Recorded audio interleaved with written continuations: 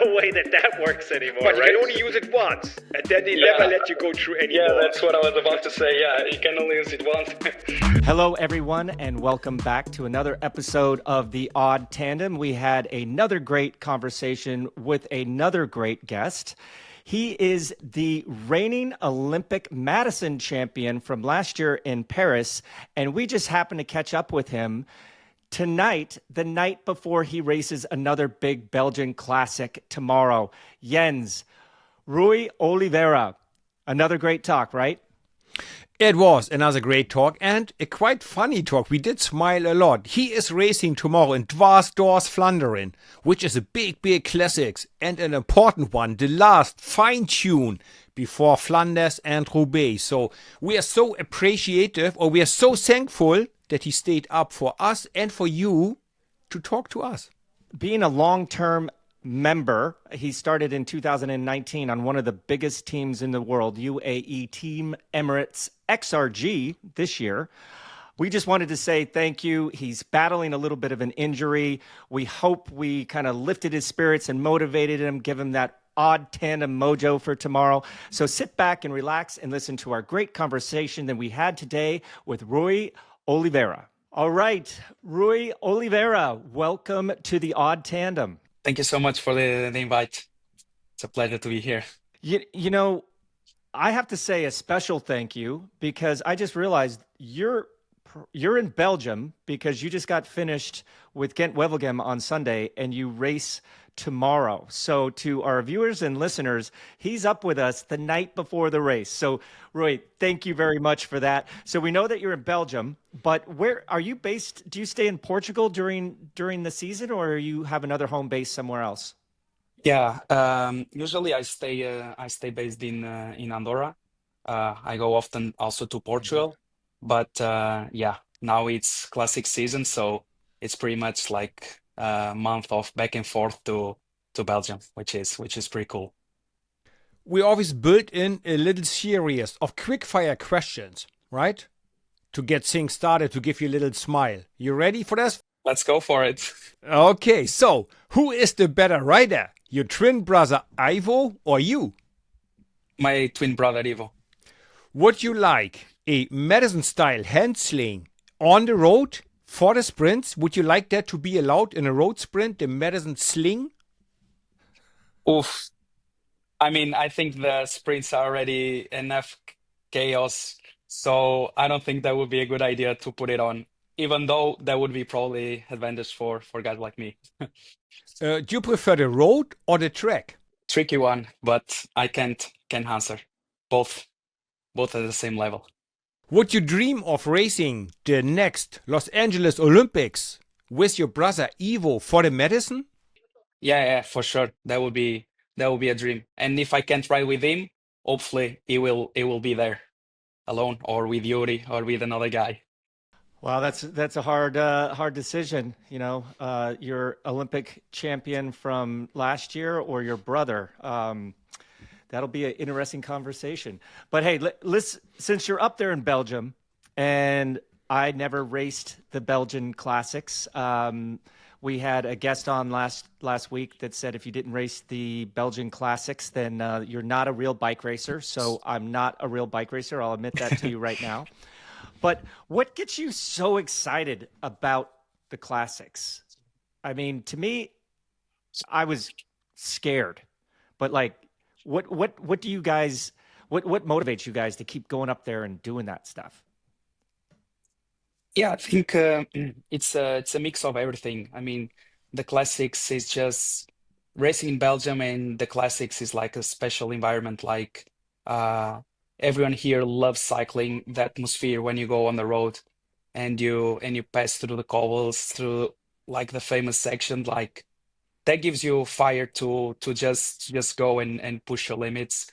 And yeah, everyone loves it here from the start to the finish. You feel like and you're racing big races, and that's the big motivation to just be out there and yeah, fight with the biggest guys and the biggest teams in the world for every section. You know, here is the fight in every kilometer. There's always something happening, and you always have to be 200% paying attention to every detail. And yeah, everyone wants the same corner, everyone wants the same front space. So yeah, it's a constant fight, and it's a mix of everything that makes the classics so special. What is more exciting or more challenging or thrilling to you? The wind, the cobblestone sections, or these little steep climbs you have up there in Belgium? What makes the race harder or more complicated or special for you? Yeah, I mean, everything is a challenge. Either there's wind. If there's no wind, everyone is knows that wants to enter first in that corner. And yeah, this is a special sport, Everyone knows where the danger, and everyone runs to the danger to get there first. And who doesn't get there first gets flicked, and gets to the back. And sometimes to get in an important section, in 20 kilometers in the front, before 20 kilometers, you have to be already up there in position. So, yeah, for me, it's just the fighting. Yeah, the just going, fighting for the position for me is the most exciting part. It's what I'm good at, and yeah, I try to just be there and help also my teammates to be up front in the key position in the key moments.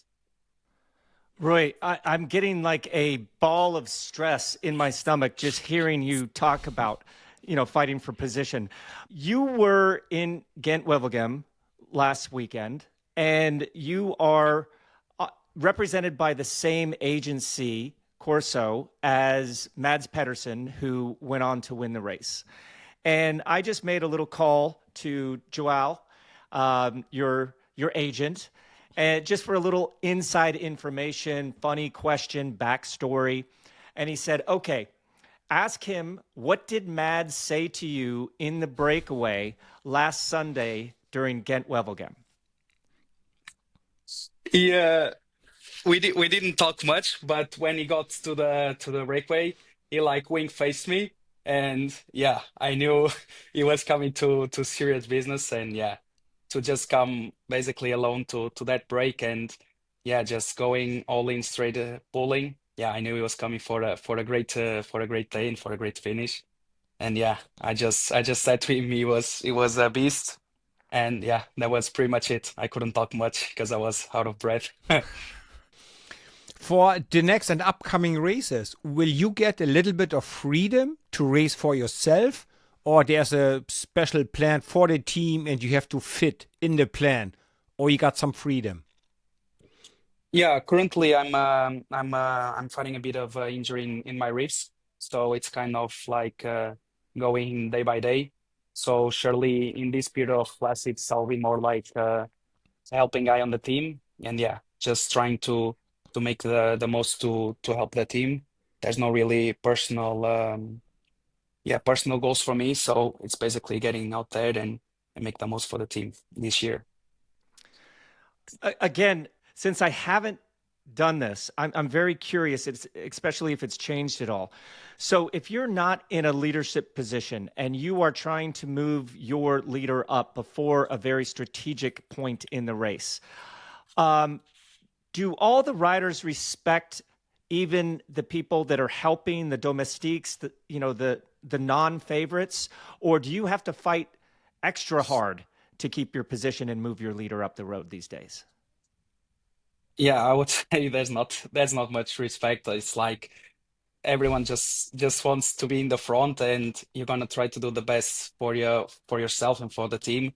So I mean, if you see a team with 4 or 5 guys, and I mean, you're not gonna put yourself in the middle of the train and run them out. No, you just try to get a bit of respect. But when it comes to the real key moments where you know the section is coming and you have to be in the front, yeah, it's elbows out, it's headbutts, it's everything you can to just make your teammate in the front, because if you're not there, someone else is gonna be there. So yeah, as a guy who has to help, that's my job to just try to make the most to put them in the front in those moments, in those stress moments. Back in my days, when I had, for example, Cancellara in the yellow jersey in a tour on my wheel, I would then say, hey, I'm coming through with Cancellara, or with Carlos Sastre with the yellow jersey. that would help me. People would open up the gap and they would know it's me plus the yellow jersey of my team behind me. Does that still work today, or they go, nah, I'm not letting you go? It worked back in my days, but that's 20 or 25 years ago now. Yeah, I don't think it happens as much as in your days. Maybe to like the big guys, like the 5, 6 big guys, maybe if they see that you are with them and you're passing through, maybe some will just be easy on you and let you go. But I wouldn't say it's like in your days that is that hierarchy like of respect to the big guys. It's more like, yeah, just wing it, you know? Jens, you'll probably remember this or at least laugh at it. Rui, you probably never heard of this, but the best scam that I ever saw by any rider trying to move up the side was he took his water bottle out of his water bottle cage, put it in his back pocket, and started yelling, service, service, service, going up the road. And I was like, well, damn, I'm going to follow him if he gets any movement whatsoever. And by him doing that, he gets all the way up to the front. I'm like right behind him. He takes his bottle out of his back pocket and puts it back in his bottle cage. And I was just like, That's a good one. that was genius. But there's no way that works anymore. But you right? can only use it once, and then they never Yeah. let you go through Yeah, anymore. that's what I was about to say. Yeah, you can only use it once. No, but I don't think I've ever done that. But yeah, maybe sometimes you get 1 or 2 bottles in your bag and you have to get to the front and use that one service, no? And you try to Yeah. get it through. Sometimes it works, sometimes it doesn't, you know? And another thing, like moving up in position, that okay, I didn't have to do it very often. I wasn't good at it, but when I'm in decent position and somebody who's behind me, like knocking on my hips, and I kind of just wanted to turn around and say, listen, my handlebars are in front of yours. So this is my wheel. Does that hold any water anymore, or is it just full on fighting regardless if you're behind, to the side, or in front when you're looking for position? Yeah, I mean, speaking for myself, I try to not be too much of a dickhead. I try to do my job as clean as possible. And I think most of the times I do it.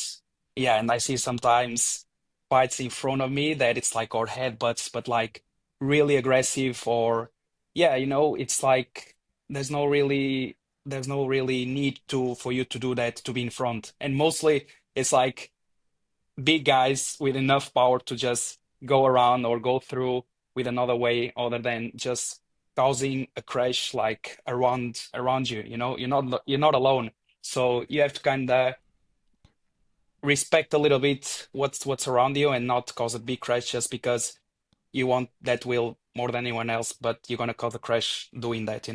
So it's kind of like, yeah, you have to be a little careful. It is, you're walking on a fine line, right? If you are too hard, they don't like you. If you too nice, they don't respect you. You never get anywhere. If you always go, yeah, go ahead. Yes, please. Yeah, take my place. They don't take you serious. But if you yell at them all the time, that's also not good, right? It is the fine balance in the middle, right? Yeah. I had it sometimes, like early in a race. Somebody comes by, even a friend, somebody I know said, yeah, I can let you pass. But please, don't do that to me in 30 kilometers from the finish. I cannot let you in. I know you. We went to school together, but I cannot let you in. Not in the final. Please don't put me in this situation. Did you have talks like this sometimes with riders?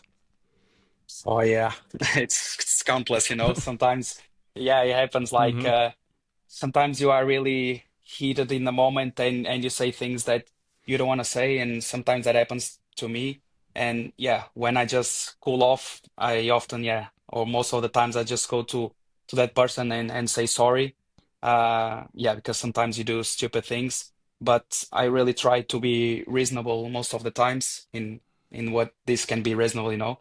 Sprints are not reasonable in many ways, but you try to do, yeah, if you do something bad, you just try to apologize in the end and try to, yeah, be good with everyone, in the end. But you being reigning Olympic Madison champion, I would trust you a little bit more with the close quarters of the peloton. But do you find that everybody can handle their bike as good as you coming off the track, or is it kind of just brute force sometimes, where even a guy, a guy that shouldn't be squeezing you is squeezing you just because he's a little bit bigger? Do you feel that your time on the track has made you a little bit more comfortable in those situations? I mean, definitely there are so many other riders that are way better technically than me, even though they are not on the track, or maybe some guys are on the track. But yeah, I would say that I'm enough confident to just be surfing in the peloton around, yeah, narrow gaps, and yeah, try to not really, yeah, try to use my body a little bit and my technique to balance and not really just cause too much chaos around myself and around my leaders or my sprinters.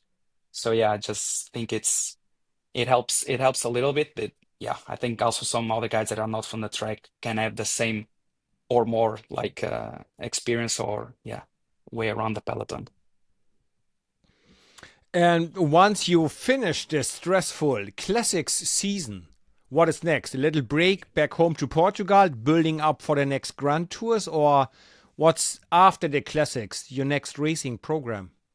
Yeah, this year it's a little bit different than other years. I've been doing one Grand Tour per year, but this year with the team we decided to just do smaller races and yeah, try to see if I can just be discussing any stage and be also mostly around Molano to fight for the sprints. Yeah, and I really want to work that good with him and with my brother to just make a couple of wins in the with Molano. That will be super great. So that it's gonna be mostly my race planning. It's like 5 days, 7 days stage race. Just to switch gears a little bit here, I'm curious about, you guys have a lot of good riders from Portugal, and you have a few even on your team. We had Joao Almeida on the podcast long time ago when we went by a different name. But I don't really remember his answer, and I'm just curious if it's changed at all. What is the state of cycling like in your home country of Portugal? Um, I would say like these last years it got bigger. I think around the years 2000 it was big. Then I think it decreased a bit, but now it's getting more popular again. Like with the win of since the win of Rui Costa in the at Worlds, and then with João coming with the Giro, yeah, amazing Giro he did. Like that really attract people to cycling, and yeah, obviously now with the track a little bit and with the Olympic stuff. I think people start to get a bit more serious about what is cycling and start to yeah to question more about what we do and yeah what we're up to basically.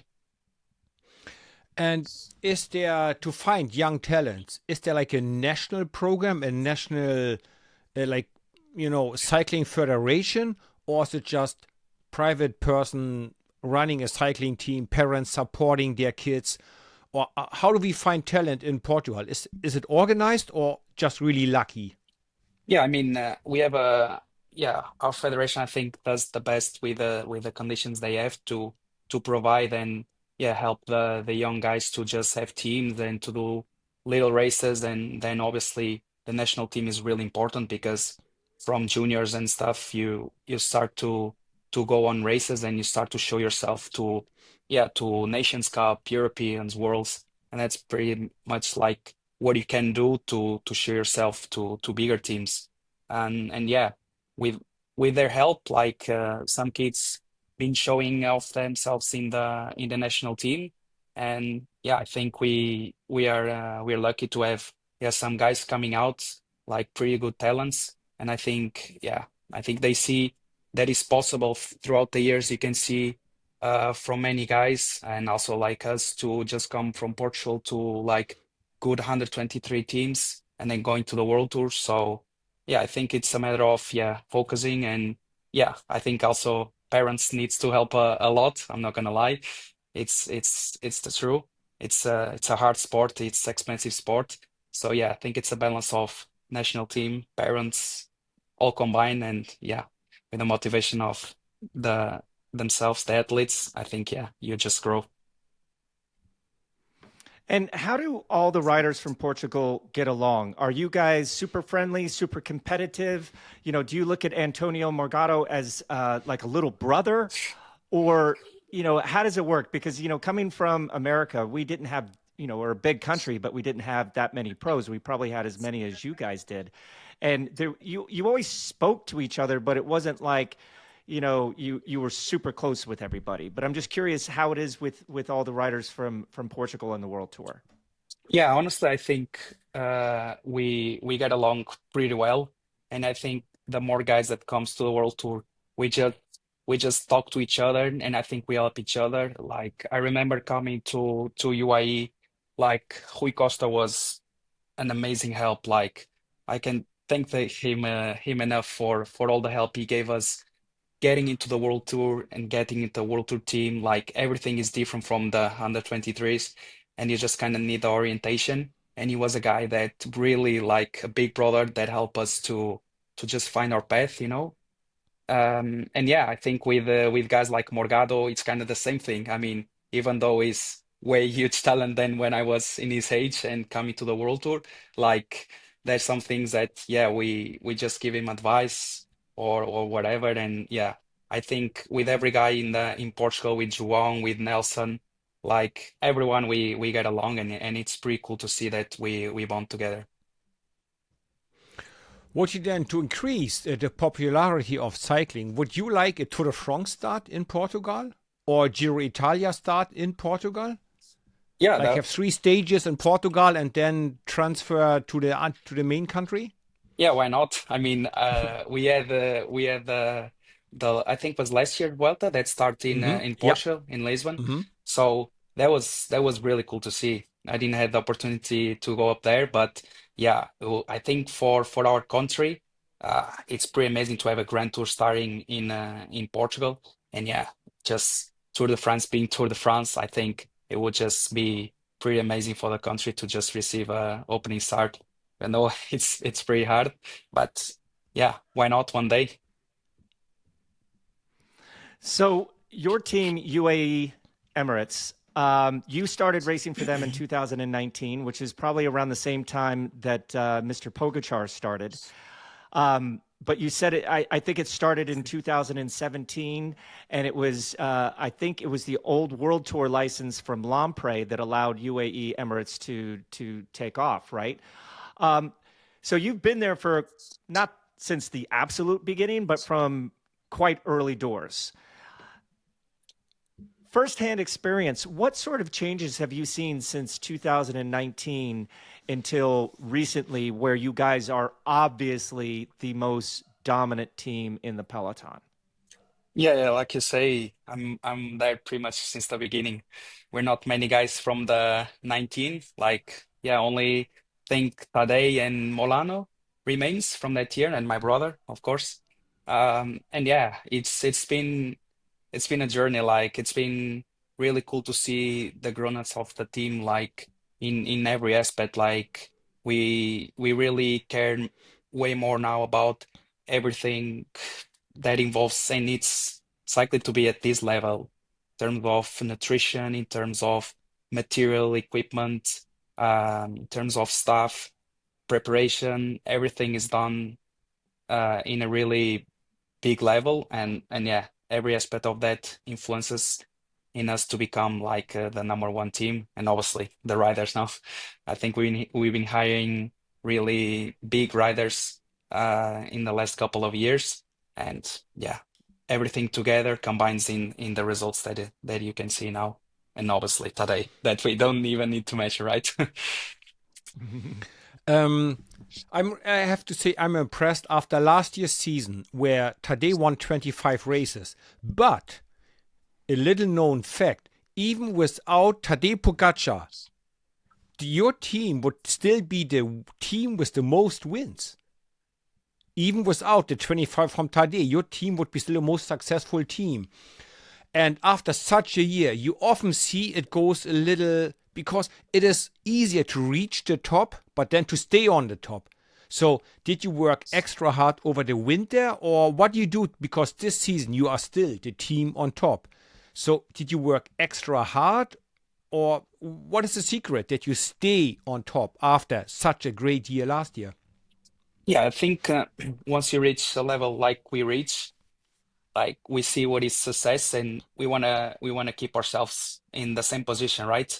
Like every member of staff, the direction, they want us to keep on top and then do everything they can to help us and provide to us the best conditions for us to do what we can to be on the top. And yeah, we just want to maintain the level, and it's a big competition. We have a lot of good riders, and yeah, if you don't train hard, if you don't keep do everything you can and be 100% professional, you're not gonna be in a good level, and yeah, you stay behind. So I think it's just a matter of being around big talents, and know you have to work really hard every day to just keep winning, and that's what we want to keep doing. Jens, you and I went through that at CSC. We were the number one ranked team in the world for, I think, 3, maybe even 4 years in a row. So I think you and I know where that came from and that longevity over that period came from. But Rui, I'd like to ask you, when you have so many riders with so many egos, but then they fit together perfectly like a puzzle, like seemingly your team has for the last couple years, where does that come from? Is that from the leadership, or is that from the riders? Is that a combination? I mean, that winning spirit, that ability to check your ego at the door and be part of the team is pretty unique. And not everybody has the ability to do that. But I'm curious, in your organization, where does that come from? Yeah, I think we've been building a really solid team during these last years. We've been keeping a lot of guys, but it's coming new guys. Yeah, but I don't know if it's luck or just good work, or I don't know, but we just get along, most of us. Like I think every team that goes into the races fits well, and obviously there's a lot of egos, there's a lot of guys that wants to win, but I think everyone knows that they have their own chances to win. And yeah, in the end, you can see, like Jans was saying, we won with so many different riders besides Tadej. So that shows that even having a lot of good riders and a lot of good riders that can win, that might seem a problem, but I think we can find the solution for it and just win races and yeah, keep everyone happy. In the end, we've been doing that quite well, so I think that shows how good of a team we are together. Will you be racing Paris-Roubaix as well? No, not at the moment. In the condition of my ribs, no. Yeah, I would like really, but not The this next year. question I have, it seems like your right shoulder is a little positioned differently than your other shoulder. Are you injured on your shoulder as well, or is it ribs? Did you had a crash, Yeah, or it's you don't want to talk about it? I'm no. just asking. We can cut it out as well. It's No, no easy. worries. No, must be my position on the camera, but no, it was mostly my ribs in a stupid crash I had in Tirreno, so it's affecting me now a little bit more.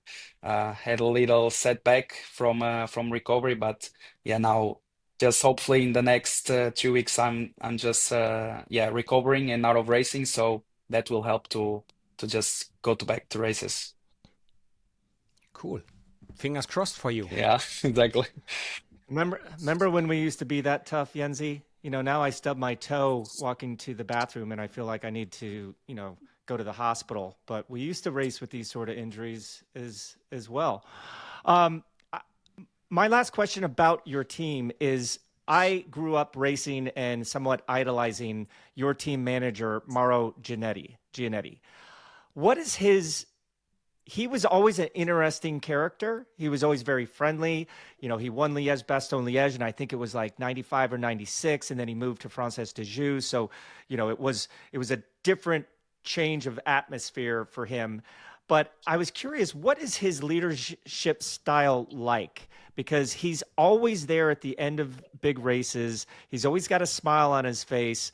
You don't get a team put together at this level by just being the guy that smiles at the end of the races and, hugs all the riders. So I'm curious, like, how would you describe him as a leader? No, it's really nice to be around Mauro. Like he's the big boss, but he's really friendly to us. I think he has the ability to create this big group that we have.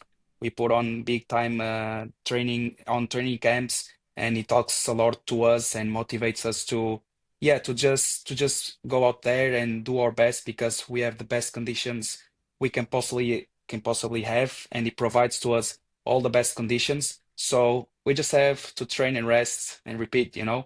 We just have to just go out there and do our best. And yeah, I think he is really nice to everyone from today to everyone in the team. Is just yeah, just nice to everyone, and it's really cool to see that he got together a nice team and motivates riders and staff to just be every day the best version of ourselves, and yeah, just to go out there and do big things like we are doing.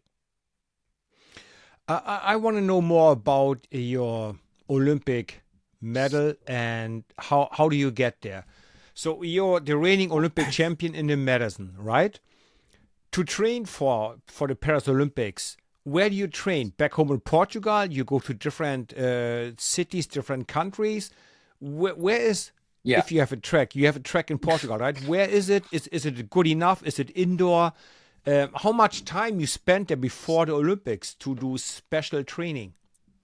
Yeah, we do have a track. We have a 250 meters track. So it's indoor, so we can train and prepare good the races there. But yeah, the preparation for Olympics, I wouldn't say I spent too much time on the track. I think I just did yeah, I did Europeans back in January. So that was like I did medicine, and then I just went back to the track like 2 weeks before the Olympics for 3 days with Iúri, and that was my preparation for the Olympics. That was the only time I was doing medicine with him was in January, and then back in July, beginning of August, and yeah, most of the preparation was made in on the road. Ooh, wow. That's kind of sounds familiar, Yenzi. Remember, Stuart O'Grady did a very similar thing back in the day. He finished the Tour de France, jumped on the track, and became Olympic gold medalist. I think that was in Athens, also in the Madison, I believe so. So yeah, my question before you just kind of answered it was, how hard is it to go from your road bike to the track bike, back to the road bike? I mean, for instance, like what length crank arms do you have, or the differential of crank arms do you have between your road bike and your track bike? Or these days, is it just so dialed and you're so darn young and flexible that you can adapt to those positions pretty easily? Yeah, on the road I've been using 172.5. So I still didn't change to the 165 like everyone else. And on the Good for track, you. yeah, I think I'll keep it. And yeah, on the track, I've been just going with the 170s. So yeah, it's not much of a difference. But yeah, it's always tricky the first days when you just go back and forth to each bike. The muscles, yeah, using different muscles, different position on the bike, way more aggressive on the track. So kind of takes a while to adapt, but in the end, it just yeah, basically 1 hour of full gut racing. So it's just suffering through it. What I always wonder is, like just this winter, I had like a little show event on a track in Berlin. It's okay to go on the track. It's still, I have respect for that. I go on a track, but there's no way in hell I can do 50 kilometers an hour, let one arm go, grab another moving rider and sling him in without crashing both of us. I mean, you guys do 50 to 55, maybe even 60 kilometers per hour, right? And in the turn, the gravity pushes you down really hard. it takes certain character to actually let one arm go and grab the other rider, right? How much time or how long does it take you to get adapted to that? Because on the road, you get disqualified if you let one arm go off your handlebar, right? Yeah. So how long does it take you to get this movement? Let go of the handlebar, grab the other guy and sling him in. How often do you have to train that? I think nowadays it just take a couple days of training to just get back to the rhythm. But yeah, I mean, back in when we start was pretty hard. Like you have to yeah adapt to get in those speeds and do those arm slings. Those changes are not easy, but I think with the more you train, the more you race, it just gets automatic in your head, and you just do it without thinking, pretty much. And yeah, it's pretty crazy. Sometimes you finish a race of medicine, and you say, "Oh, what was this?" You know? So Rui, I'm not in. I'm not trying to suggest anything, but I'm just kind of curious because you've been a pro with one of the biggest teams, if not the biggest team, for 7 years now. You have another contract next year. Are you? Is your young generation? Are you guys looking for those super long careers? Like, I did 16. I think Jens did like 45 in the peloton. Are you guys looking for that longevity, or is this kind of like, hey, when I get to be 32 years old, I think I'm done? But Jens raced until what? You were 42? 43, the day after my 43rd 43. birthday, I finished. 43. What do you think of the longevity of the young generation in the peloton these days? Do you think it's going to last that long, or are you guys kind of cool with 10 to 12 years? No, definitely I don't think I'll go until 43. That's for sure. But yeah, I think I want to go for longevity. Like I see myself, yeah, just going for, yeah, I don't know how many more years, but I'm having fun, I'm enjoying. And yeah, I don't think I'm like this other new generation that come with 20 years old and just is at his best and in their peak. Like I think I did my 4 years as 123, and then I joined the World Tour. So yeah, I kind of joined a late. I joined late compared with what the guys are joining now. So I think I'm still reaching a level where I don't think I'm still at my best. So I feel like I can keep going. I'm maturing. I'm getting better, I think, each year. So that gives me motivation to, yeah, to just keep going and see where it goes. I don't know. Yeah, I don't want to put a limit. Maybe 40 is my limit. No, but I'll just want to go for, yeah, as long as I feel good and feel like I'm competitive and yeah, just happy doing it. So, Rui, I know you were not in the race, but up there in Belgium, the classics, Bruges de Panne, there were so many crashes and hiccups. Why do you think was, especially at that race, so many crashes? No, I mean I think it's a bit of everything. I mean the roads are narrow. There's a big race in competition. Like it's a world tour race that finishes up in the sprint. The best sprinters are there. We have in that race like 30 sprinters that probably can win or be in the top five. So you can see all the teams are just programmed to just go for that sprint, also the lead outs. So everyone knows how to race and everyone can be an asshole. So it's just a matter of, yeah, like I was talking before about the who wants this corner more, and it's all about that. And the roads are narrow, not everyone fits. So it just gets to a point where this is just natural that the crash happens and you get towards the end, everyone's in the front, all the touches causes these crashes. The roads are narrow, and yeah, you just have some time to just, yeah, reflect on your actions, and yeah, that's about it. Well, talking a little bit about safety, then it was recently announced that the UCI has allowed an extra team instead of 22 teams in the Grand Tours in the Tour de France. It's going to be 23. Do you think that's going to make that big of a difference? Because I think, Yenzi, you were the one that mentioned it before we got online, that when we were racing, they limited the number of teams because they wanted it to be more safe. And now they're adding more teams right at the time where we have the impression, and we crashed also, Rui. I mean, there were plenty of crashes when we were racing, but it just seems like it's happening more and more. Do you think this is a good idea that they increase that, include one more extra team in the Grand Tours? I mean, I don't know what can come from it, but what we know is that it's one more team, it's eight more riders, it's one extra team just fighting for it, you know? So interpret as you want, but I think yeah, it just adds one more team to the list of just mixing and being out there for for fighting.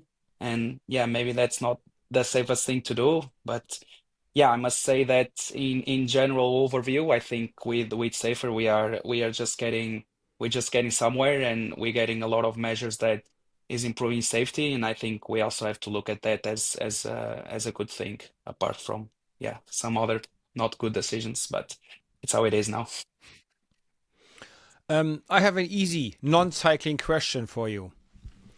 If at your next national elections, Cristiano Ronaldo goes, hey, I want to become president or prime minister, would Cristiano Ronaldo win the elections in Portugal? Good question. I don't think so, because also a lot of people don't like him. I think it's way more the people that like him than the ones that don't. But it's a hard question. I would vote for him, but I Yeah, don't know me about the too. rest. Exactly. At least fighting spirit is there, so that's a good thing. Mm-hmm. That's the second time in 3 podcasts that there's been some political question come up, and we always said we wanted to stay away from that. So maybe this is a good time to end before we start talking about the political situation over here in the U.S. Rui, thank you so much for staying up late and talking to us. We had a couple technical difficulties that I'm sure our producer will work out, but stay rubber side down, be safe, get healthy. Come back in your next block of racing, and we just wanted to wish you all the best and say thank you again. Yeah, thank you guys. It was a really nice time with you talking about cycling, and yeah, it's a pleasure. Thank you so much. Hey, thanks for watching our podcast. And if you enjoyed our chat with Rui, why do not go and check out other videos with his teammate Pavel Sivakov or his ex-teammate Finn Fischer-Black by clicking here. And remember, you can sign up for our Patreon and get an ad-free version of the podcast like these great people.